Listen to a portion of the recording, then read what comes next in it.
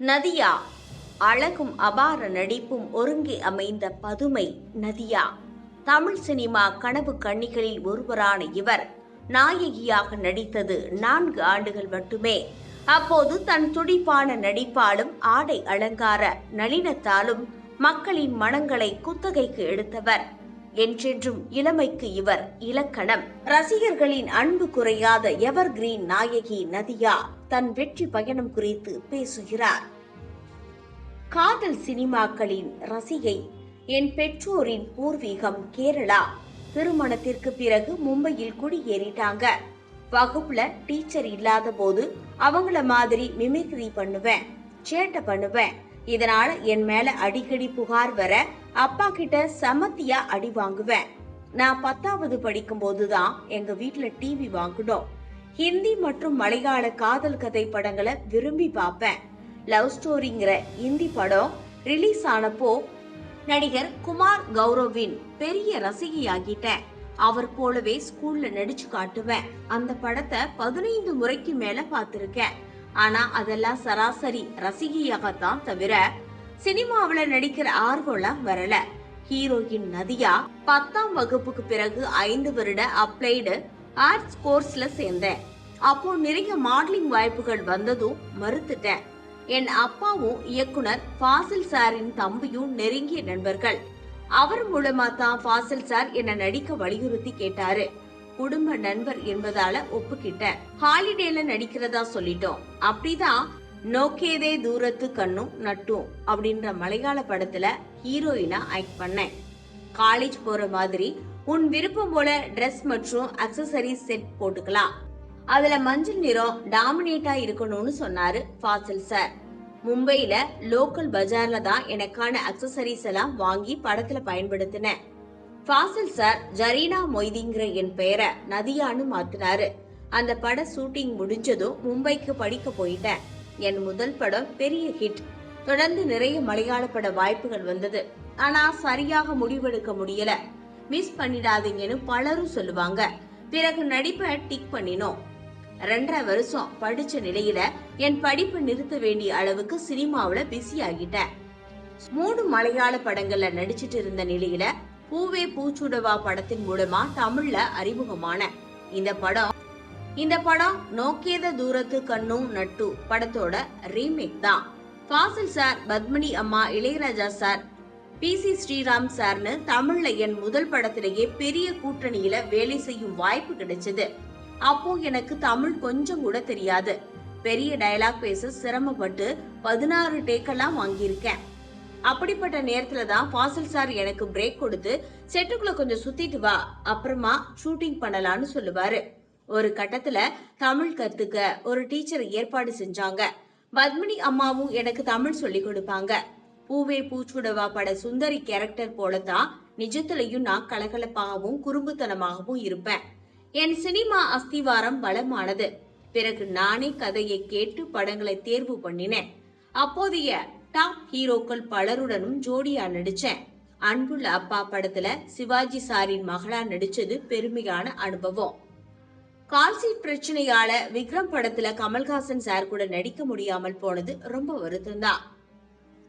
கிராமத்து பெண்ணு, அழுத முகம், புடவை, தலை நிறைய மல்லிகைப்பூனு காட்டப்பட்ட அப்போதைய ஹீரோயின்களுக்கு மத்தியில சுந்தரி கேரக்டர் ரொம்ப ஸ்டைலாவும் மாடர்னாவும் இருந்துச்சு. அது போன்ற கேரக்டர்ல தான் அதிகம் நடிச்சேன். டிஷர்ட், ஜீன், சல்வார்னு மாடர்ன் ட்ரெஸ், போனிடைல், டாப் கொண்டனு விதவிதமா ஹேர் ஸ்டைல், பிளாஸ்டிக் கம்மல், வளையல் மற்றும் பூக்கள் உள்ளிட்ட அக்சசரிஸ்னு திரையில என்னோட லுக்கே தனியா இருக்கும். அதனால நதியா ட்ரெஸ், நதியா கொண்ட, நதியா கம்மல்னு எங்க பார்த்தாலும் நதியா மயமாகவே ரசிகர்கள் அமோகமான வரவேற்பு தந்தாங்க. கமிட்டான படங்கள்ல சின்சியரா நடிச்சேன்.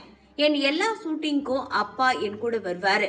நதியா ரோஜாப்பூ மாதிரினா அவங்க அப்பா தான் முள் போல பாதுகாப்புன்னு அப்பா அதிகமா பேசினாங்க. நடுவுல ஒரு நாள் பிரேக் கிடைச்சாலும் உடனே மும்பையில் உள்ள எங்க வீட்டுக்கு போயிடுவேன். இதனால என்னை பத்தி எந்த ஒரு கிசுகிசு செய்தியும் கேள்விப்படல. காதலுக்காக சினிமாவில இருந்து விலக்கினேன். என் காதல் கணவர் ஸ்ரிஷ் காட்போல் மும்பைக்காரர். காமன் ஃப்ரெண்ட்ஸ் மூலமா நாங்க ஃப்ரெண்ட்ஸ் ஆனோம். ஒரு கட்டத்துல அவர் என் வாழ்க்கை துணையா வந்தா நல்லா இருக்கும்னு நினைச்சேன். ஃபர்ஸ்ட் அவர் ப்ரப்போஸ் பண்ணாரு, அதுக்கப்புறமா நானும் அக்செப்ட் பண்ணிக்கிட்டேன். நடிப்புக்காக வந்த வாய்ப்புகள் பற்றி அவர்கிட்ட கேட்டப்போ, உனக்கும் உன் குடும்பத்துக்கும் இது நல்ல வாய்ப்புன்னு தோணுச்சுன்னா தாராளமா நடிக்கலான்னு சொன்னாரு. அப்புறம் அவர் அமெரிக்காவுக்கு படிக்க போயிட்டாரு. அந்த இடைப்பட்ட 84, 88 காலத்துல 4 வருஷங்கள் தான் சினிமாவுல ஆக்டிவா நடிச்சேன். தமிழ், மலையாளத்துல தான் அதிகம் நடிச்சேன். 3 தெலுங்கு படம் உட்பட அந்த முதல் இன்னிங்ஸ்ல 27 படங்கள் தான் நடிச்சேன். ஆனா அதுக்கு ரசிகர்கள் காட்டின அன்பு ரொம்பவே பெருசு. அதையெல்லாம் அப்போ நான் உணரவே இல்ல. காரணம், என் மனசு முழுக்க என் காதலர் ஸ்ரிஷ் தான் இருந்தாரு. அவருக்காக நிறைய லவ் லெட்டர் அனுப்புவேன். வருஷந்தோறும் 1 மாத விடுமுறைக்கு அவர் இந்தியா வரும்போது நானும் நடிப்புக்கு பிரேக் கொடுத்துட்டேன். என் காதல் கணவருடனான திருமண வாழ்க்கை எப்போ தொடங்கு என்ற எதிர்பார்ப்புடன் ஒவ்வொரு நாளையும் கடந்தேன். என் காதல் விஷயம் எங்க வீட்டுக்கு தெரிய வர எதிர்ப்பு இருந்தது. கல்யாணம்னு ஒண்ணு நடந்தா அது ஸ்ரிஷ் கூட தான்னு நான் தீர்க்கமா இருந்தேன். அதுக்கப்புறமா இரு வீட்டார் சம்மதமும் கிடைச்சது. அவர் படிப்பு முடிச்ச நேரம் அமெரிக்க சூழ்நிலை வித்தியாசமானது. அங்க வசிக்க உனக்கு விருப்பமா? அதோட இப்ப பெரிய நடிகை ஆகிட்ட, இப்போ என்ன கல்யாணம் பண்ணிக்க தயாரா இருக்கியான்னு ஒரு நாள் கேட்டாரு. ஒவ்வொரு நாளும் உங்களையே நினைச்சுக்கிட்டு இருக்கேன், நீங்க இப்படி கேட்கலாமான்னு அவர்கிட்ட ரொம்ப கோபப்பட்டேன். சினிமாவை விட காதல் தான் முக்கியம்னு முடிவெடுத்தேன். ரஜினி சாருக்கு ஜோடியா ராஜாதி ராஜா படத்துல நடிச்சு முடிச்ச நேரம் அடுத்த ஒரே வாரத்துல என் 22 வயசுல என் காதலரை கல்யாணம் செய்துகிட்டேன். சினிமா துறையில் எல்லோருக்கும் அதிர்ச்சி. இவ்வளவு பீக்ல இருக்கும்போது திடீர்னு கல்யாணம் பண்ணிக்கிட்டீங்களேன்னு கேட்டாங்க. முன்பு ஒப்புக்கொண்டபடி ராஜகுமாரன் உட்பட 3 படங்களை மட்டும் நடிச்சேன். பிறகு கணவருடன் அமெரிக்காவுல குடியேறிட்டேன். உண்மையை சொல்லணும்னா கல்யாணத்துக்கு பிறகுதான் ஒரு நடிகையா நான் அடைந்த புகழை உணர்ந்தேன். ஆனாலும் எல்லா பட வாய்ப்புகளையும் தொடர்ந்து 16 வருஷங்களா தவிர்த்தேன். அமெரிக்காவுல கணவரை தினமும் ஆபீஸ்ல பிக்கப் டிராப் செய்வேன். மகள்கள் ஜனம், ஜனா இருவரையும் இந்திய மரபுப்படி வளர்த்தேன். இப்படி குடும்ப வாழ்க்கையில சந்தோஷமா இருந்தேன். சிரமப்பட்டு கம்யூனிகேஷன் ஆர்ட்ஸ்ங்கிற ஒரு கோர்ஸையும் படிச்சேன். இந்த நிலையில எம் குமரன் படத்துல என்ன நடிக்க வைக்க இயக்குனர் மோகன் ராஜா ரொம்ப மெனக்கிட்டாரு. ஒரு கட்டத்துல நான் ஒப்புக்கிட்டாலும் அந்த பட பூஜைக்கு நான் வந்த பிறகுதான் எல்லோருக்கும் நம்பிக்கையே வந்தது. படத்துல ஜெயம் ரவி தான் எனக்கு பரதநாட்டியம் சொல்லி கொடுத்தாரு. எனக்கு ஊசி போடும் சீன்ல நிஜமாவே ஊசி போட்டுட்டாங்க. வழியில கத்துன. இப்படி நிறைய சுவாரஸ்யமான விஷயங்கள் நடந்துச்சு. அந்த படத்துல நடிச்சு முடிச்சதும் லண்டன் போயிட்டேன். அங்கதான் இந்த படத்தின் வெற்றியை உணர்ந்தேன்.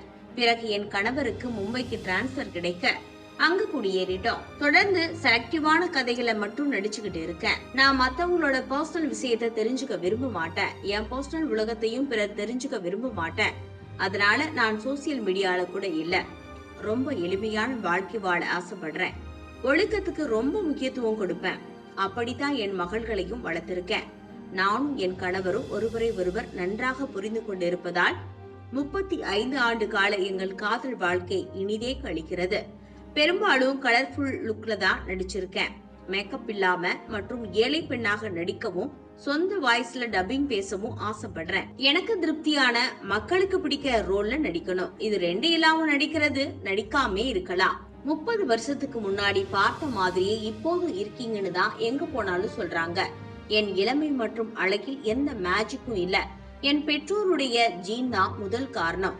உணவு கட்டுப்பாடு, தவறாத உடற்பயிற்சி, வாழ்க்கையை சந்தோஷமாகவும் எளிமையாகவும் அணுகிற விதம் ஆகியவற்றாலதான் என் அழக தக்க வச்சுக்கிறேன். சைவமோ அசைவமோ வயிறும் மனசும் திருப்தி அடைகிற வகையில சாப்பிடுறது என் வழக்கம். அழகு மட்டுமல்ல, தன்னம்பிக்கை மற்றும் தைரியம் தான் பெண்களுக்கு உண்மையான அழகு. எந்த வகையிலும் நான் பலமானவன் தான்.